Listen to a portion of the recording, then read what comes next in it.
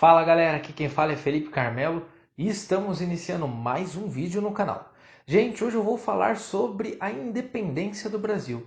Então você que está assistindo a esse vídeo, assista ao meu vídeo anterior que eu falei sobre o período joanino. Pois para entender a independência do Brasil, você precisa entender o período joanino. Eu parei exatamente no retorno de Dom João VI para Portugal. Após a famosa Revolução Liberal do Porto, lembra que estourou em 1820, começaram a pressionar o Dom João VI a retornar a Portugal, né? Os portugueses começaram a pressionar, ameaçaram a tirar o poder dos Bragança caso ele não retornasse. Ele retornou em abril de 1821, deixou o seu filho Pedro I como príncipe e regente do Brasil e deixou um conselho para o seu filho. E que conselho foi esse? Ele chegou para o seu filho Pedro I e disse: os brasileiros farão a independência. Uma hora ou outra o Brasil vai se declarar independente em relação a Portugal. Ou seja, cabe a você decidir se você vai querer ficar fora ou dentro desse processo. Olha, a elite brasileira vai fazer independência. Se você for esperto, você pode fazer essa independência junto a eles e continuar governando o Brasil de alguma forma. E seu filho com certeza escutou os conselhos do pai. Dom João VI retorna, Pedro I fica. E o Pedro I, gente, ele ficou numa situação muito difícil. Ele assumiu o Brasil como príncipe regente em um clima de guerra. Por que o clima de guerra? Muitos portugueses viviam no Brasil, né, e não estavam a favor do que estava acontecendo, do Brasil cada vez mais independente em relação a Portugal. Gostaram do retorno do Dom João VI, né, os portugueses, tanto os portugueses que viviam aqui no Brasil, quanto os portugueses lá de Portugal, adoraram o retorno do Dom João VI, mas não gostaram nem um pouquinho dele ter deixado seu filho aqui. Porque enquanto alguém da dinastia, da família real estivesse no Brasil, o Brasil não poderia se tornar uma colônia novamente. E os portugueses queriam recolonizar o Brasil. Tá? Então começa praticamente uma guerra civil. Aqui dentro do Brasil, o chamado Partido Brasileiro não era um partido político. Tá? Entenda partido aqui como um grupo. Né? Setores da elite políticos daqui do Brasil começam a se unir contra os portugueses. Né? Porque os portugueses queriam que o Dom Pedro I voltasse. Né? Na época não era Dom Pedro I, era apenas Pedro. Né? Queria que ele voltasse, era o príncipe regente, Pedro I. Queriam que ele voltasse para Portugal, os portugueses, tanto daqui quanto os de Portugal. Tá? E os brasileiros queriam que ele ficasse, porque os brasileiros sabiam que se o Pedro I voltasse para Portugal, Portugal recolonizaria o Brasil e o Brasil voltaria a ser uma colônia. Isso eles não queriam de jeito nenhum. Então Pedro I ficou nessa situação. E agora? Né, do lado de quem que eu vou ficar? E ele escuta os conselhos do seu pai e fica ao lado da elite brasileira.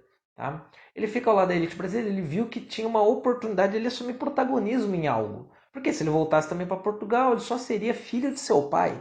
Né? Enquanto seu pai vivesse, ele seria apenas um príncipe. E aqui ele poderia se tornar algo maior. Então ele fica, decide ficar. E é o seguinte, gente, o contexto da América Latina naquele momento é um contexto muito tenso. Naquele mesmo momento está acontecendo o que? O processo de independência da América Espanhola. Ou seja, os nossos vizinhos estavam se tornando independentes em relação à Espanha. Durante esse período, 14 países se tornaram independentes. Se tornaram nações, 14 nações livres e repúblicas. E aqui é que é o perigo, gente. É aqui que vocês têm que entender. A elite brasileira, uma elite totalmente latifundiária, né, uma elite agrária, latifundiária e dona de escravos, queria a independência em relação a Portugal, mas não queria que nesse processo de independência acontecesse o que estava acontecendo nos vizinhos. Todas as repúblicas que se formaram ao redor do Brasil, as 14, naquele momento, aboliram a escravidão. E esse era o grande temor.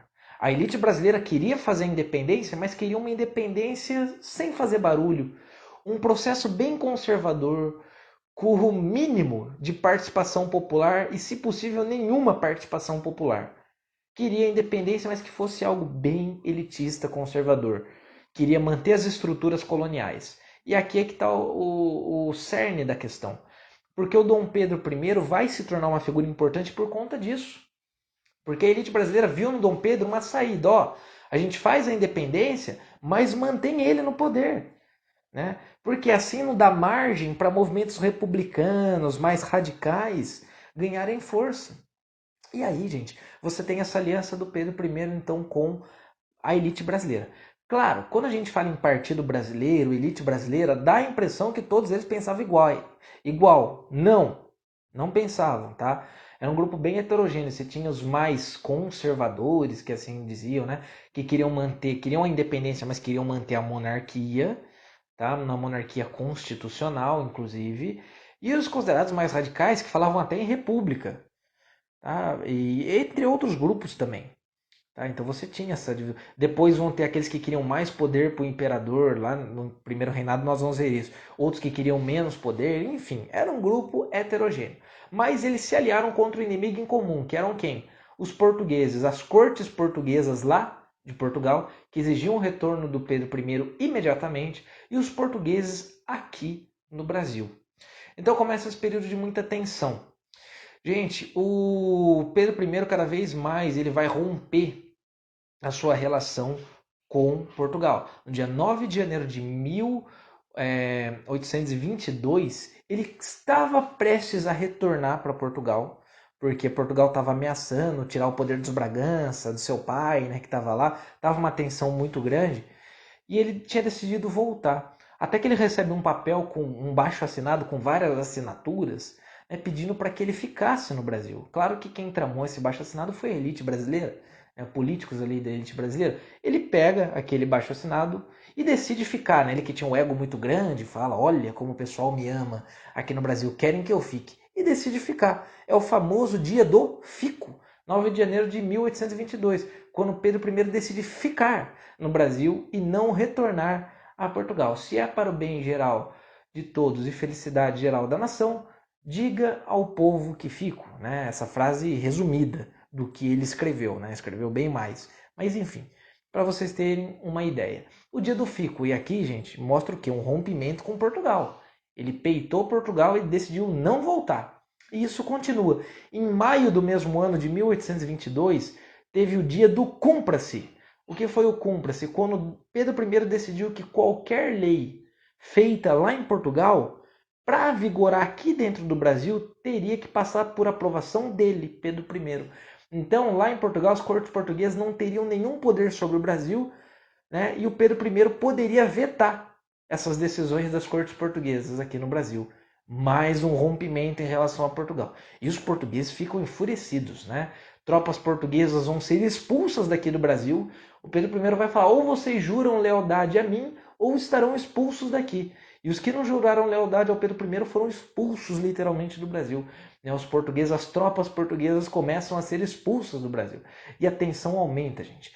O Pedro I ele decide criar um ministério. E adivinha quem ele nomeia como chefe desse ministério? O principal ministro e braço direito do Pedro I? Um brasileiro chamado José Bonifácio de Andrada e Silva. Gente, ele que era um político muito rico, né? Ali de Santos, era proveniente da região de Santos, filho de uma família e de um pai muito rico, ganhou muito dinheiro com o comércio do açúcar, estudou em Coimbra, viveu 30 anos lá na Europa e tinha voltado com ideias novas aqui para o Brasil. Né? Acaba se tornando o braço direito do Pedro I. Vai chefiar ali o ministério que ele criou. Cada vez mais então ele rompia com os portugueses e os portugueses ficavam mais enfurecidos com Pedro I. Tá? E aqui, gente, destaque para o papel da esposa de Pedro I, que pouco se falam, né? Pouco falam sobre Leopoldina, né? Que teve uma atuação importantíssima na independência do Brasil.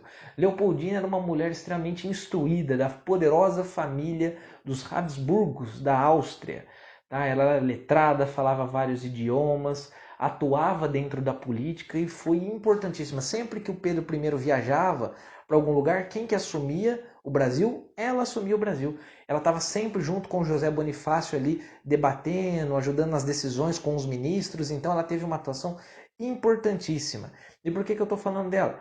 Gente, porque em agosto de 1822 chegou a notícia lá de Lisboa afirmando que tropas portuguesas estariam para embarcar em direção ao Brasil e eles levariam Pedro I à força para lá, derrubariam todo o poder da Casa de Bragança, enfim, iam fazer um arregaço em tudo, né?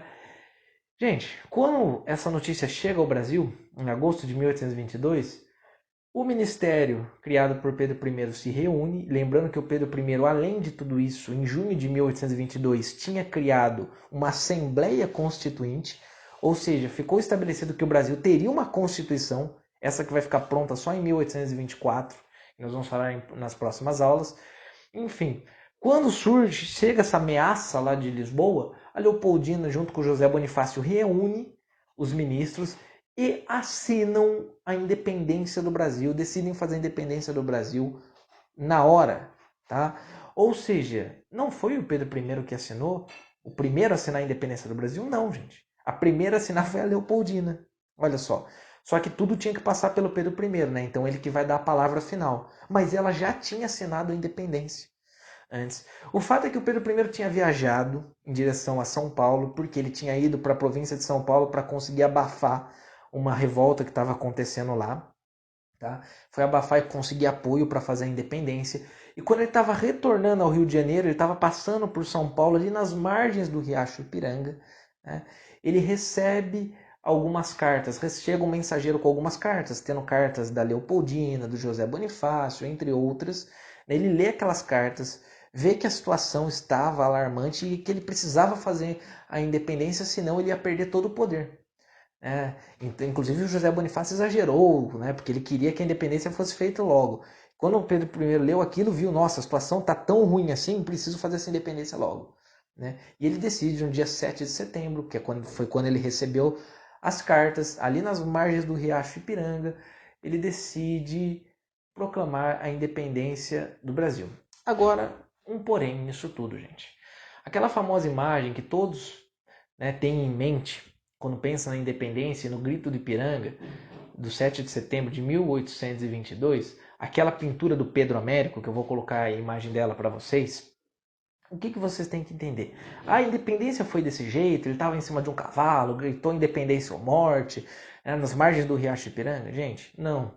Isso foi uma construção, tá? Para vocês terem noção, esse quadro do Pedro Américo, ele é de 66 anos depois desse processo e foi encomendado pelo Dom Pedro II. Foi encomendado em um momento que a monarquia brasileira passava por crise e ele começou a encomendar algumas pinturas que exaltassem a monarquia portuguesa. O objetivo desse quadro foi mostrar, olha, a independência do Brasil só foi feita devido à monarquia. Tá? Então teve esse objetivo, é um quadro de propaganda pintado pelo Pedro Américo. Então nesse quadro, por que eu falei que ele não foi bem assim? Porque primeiro ponto, gente, ele não estava em cima de um cavalo, e sim em cima de um burro. Porque viagens longas eles utilizavam um burro que é mais resistente. Tá? Então ele estava em cima de um burro. Não, essa quantidade de pessoas ao redor do Dom Pedro I, claro que não tinha essa quantidade de pessoas. Ele foi fazer uma viagem diplomática ali para a região de São Paulo. Então não tinha por que ter todo um exército em volta dele com roupas oficiais. Não. Tá? Eram poucas pessoas que o acompanhavam. E outra, não foi o Grito do Ipiranga, ele foi numa colina, fica próximo ao Riacho do Ipiranga, mas não foi nas margens do Riacho do Ipiranga. Na verdade, a história, né, nos diz que o Pedro I ele tinha parado ali naquela região para se aliviar, porque ele estava sofrendo com cólicas intestinais naquele dia. Só que aí você imagina, gente, então a independência do Brasil foi feita em cima de um burro e o Dom Pedro I estava ali se aliviando de uma dor de barriga? Sim. Né? Esse é o contexto real da independência do Brasil, né? O que estava acontecendo ali naquele momento. O importante é que o Brasil se torne independente. E questões como essa, analisando o quadro ou imagens construídas, são geralmente muito cobradas pelas provas, então fiquem atentos. Tá? O fato é que o Brasil se tornou independente. Se ele gritou, se ele levantou a espada ou não, né? Isso na verdade a gente não tem como ter a certeza, tá? Se ele gritou independência ou morte daquela forma. O fato é que ele assinou a independência do Brasil em 7 de setembro de 1822. Mas uma coisa que vocês têm que prestar atenção é o seguinte: o Brasil se torna independente em relação a Portugal? Sim, mas se torna cada vez mais dependente em relação à Inglaterra. O Brasil se torna independente, mas mantém uma monarquia. Isso é muito esquisito, gente. Porque todos os países vizinhos do Brasil, como eu falei, se tornaram repúblicas. E o Brasil se declarou independente, mas se tornou uma monarquia. Se tornou independente em relação a Portugal, mas vai passar a ser governado por um rei português.